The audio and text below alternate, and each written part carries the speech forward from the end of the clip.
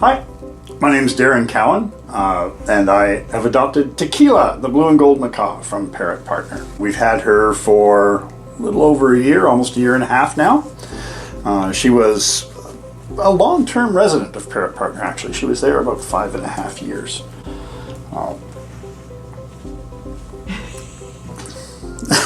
You have lots of editing for this. Well, as a little boy, we had a budgie named Buster. That was a long time ago. And I was too young. I don't really remember what became of Buster. I just remember that we had him. Actually, I think Buster was a her.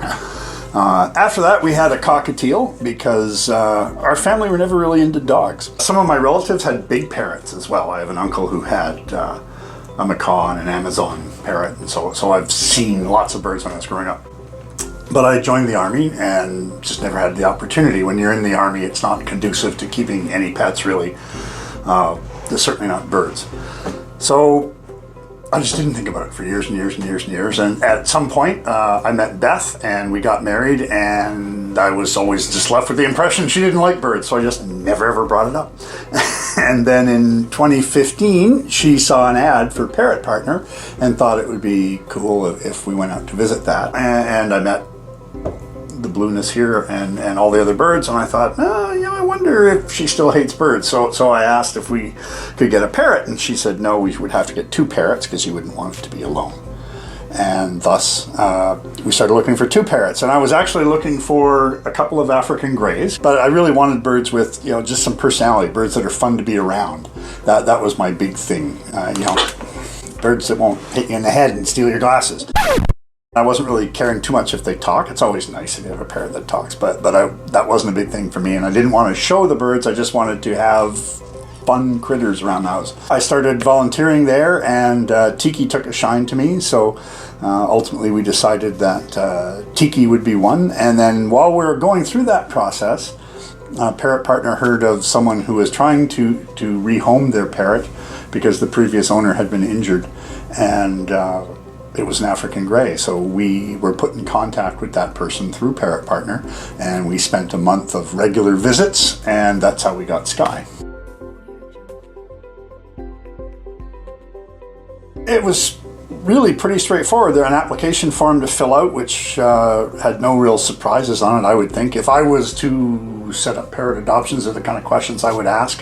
Why do you want a parrot? What are your expectations? How much time have you got? I will admit I was a bit surprised. I knew kind of how much time and stuff was involved. I wasn't totally aware of that, but the adoption process sort of made that clear. There was a home visit, of course. So we were actually renovating the parrot room, and then people came out and had a look and gave us some pointers. We actually had to rearrange some of our original design to accommodate what's in there. And that went pretty well. And in April of last year, we worked out a plan and brought the 2 birds in the same week. It has become, my life in particular, more so than Beth's even, has had a more regimented routine. So in the morning, there are things that have to be done, and they get done at the same time every morning. Whereas, before, sometimes it's sleeping around. So there's definitely a routine for mornings. And there's a routine for evenings. So, in the morning we get up and we feed the parrots and we let them out, and we have some flock time where we sit and chat, and then the parrots go to eat breakfast and we come and eat breakfast. And then we go to work and come home, and they come out again, and in the summer we go on a walk, and they come around the living room, which you won't see on camera, but you see there, and they have their spots, and we go out with TIKKI and watch the school bus because she loves seeing the school bus. And we play around until 5 or 6, then we have supper and the parrots go in the room, and sometimes we play around more after, and sometimes they just come out. But we try to spend as much time out of the cage as we can. On weekends when we're home, they spend almost all day out of the cage because we don't like to keep them caged. And then the morning routine is a little different on the weekends because Beth does it, but each weekend it's the same. I've gotten much better about getting my tags in my shirt because she'll put them in. But that's the big thing. And then in the winter when we can't walk them outside, we take TIKKI over to Billings Bridge and walk her around.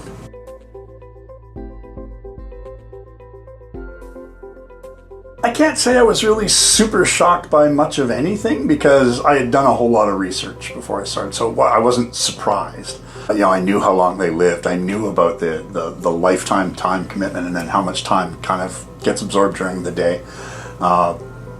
Maybe a little bit surprised by the amount of mess. Not grossly surprised because I grew up with birds. TIKKI is actually quite neat. She keeps her mess in a couple of spots and not really anywhere else. Skye is like a firecracker in a bowl of food. She'll spill food on the ceiling and yeah.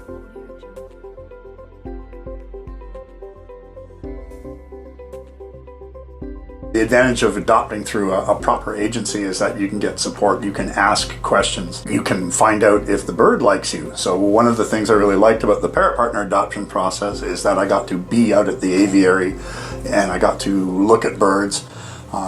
You know, and even though I came with something in mind and there were lots of African greys there, I didn't get an African grey from Parrot Partner. I got a macaw. And there was lots of support for that and lots of people to help and lots of people to ask about, you know, how has this bird behaved in the past and what's its history and things like that, and knowing that it's been medically certified and things like that.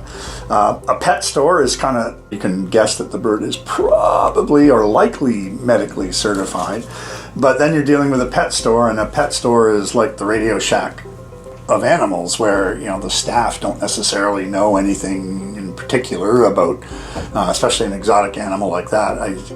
I personally would not think to buy a very specialized pet from a pet store, and I always did hate to see parrots at pet stores because I knew they're specialized. We get a lot of crows in the backyard. So crows, as you may or may not be aware, can also mimic. And the Blue Terror here has taught a crow how to scream like a macaw. So even though our house is very soundproof, and by and large when she's outside she doesn't scream, the crows visiting at her window have been around there enough that she has taught them to scream like a macaw. So the whole neighborhood can enjoy the wonderful sound of the song of the macaw people, but it's not my macaw. Now, she has been outside and she has screamed.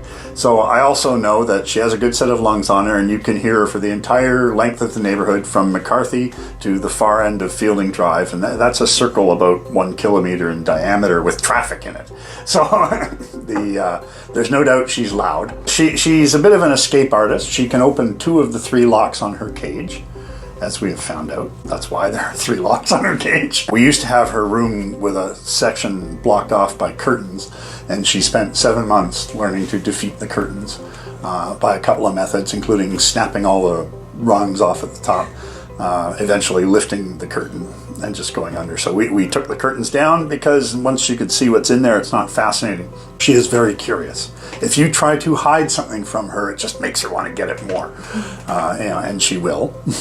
We have, a whole play gym and stuff for them in there. They run around on cargo nets, and of course I get the tongue in the ear, which is, I don't know if that's common to macaws, but I regularly get tongue in the ear, which is a really weird experience if you've never felt that.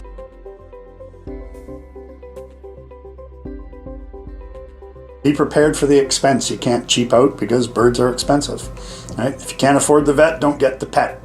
That's what I say. Make sure you have the time, and the time for a long time, because that's the big thing. It's a huge commitment. Even TIKKI is almost 32 years old, but she probably has 40 years of life left in her. Maybe 30 to 40, maybe 50, but probably 30 to 40. And she's halfway through her life now, so a younger macaw is going to be that much longer. It's a huge lifelong commitment, like getting married, and if you're not up to that, parrot might not be for you.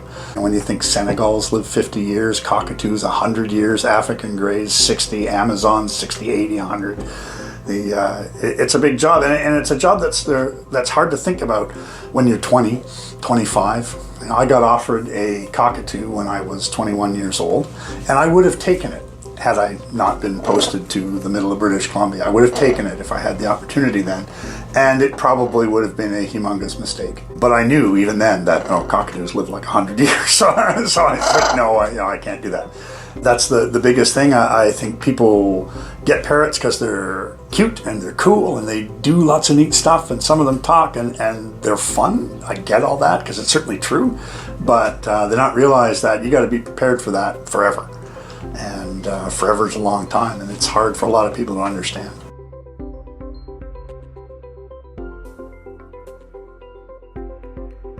I tell them the story that was told me. When her previous owner died, she became depressed, for lack of a better description, and started plucking. And she basically did that until she was no longer depressed, which is essentially when she came here. Now she has sort of a nice, stable, normal life. We have been trying to train her a little bit to sweaters, so people will ask less questions, but I mean, it is who she is. Skye and TIKKI both have Facebook pages. It's @Tequila Macaw, all one word, and @SkyeCag, Skye, SKYECAG, on Facebook. And they get pictures, and they're sort of like quasi-blogs written from the bird's point of view. So